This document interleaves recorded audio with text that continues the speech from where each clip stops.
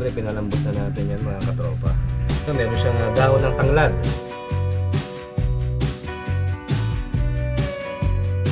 At ayan po ang ating ingredients para sa ating lechong itik.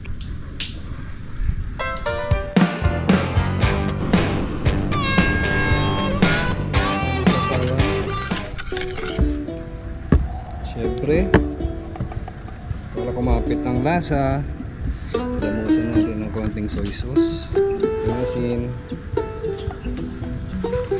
ang ating ginawang mixture na ingredients. Ayan. Lalagay natin lahat ng ingredients.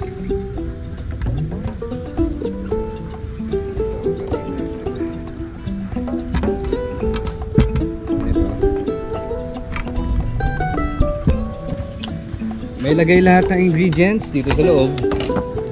At syempre, i-ano natin to, lagyan natin sa stick at ready na ito para ihawin. Okay, ito lalagay ko na itong stick.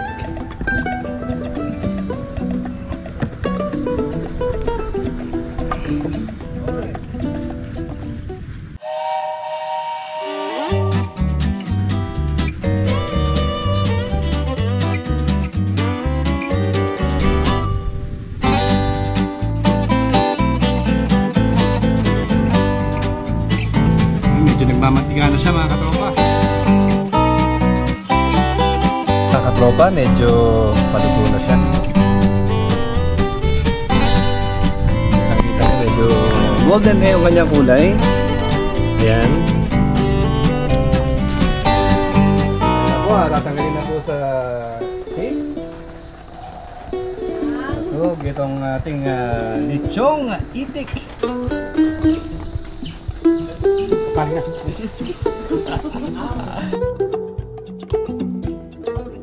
Wow, look at that. Kompleto. Bibilat na guys. Manglo. Na tayo pa papaya. Manggitin din niya ini. Kumusta bossing? Kayo?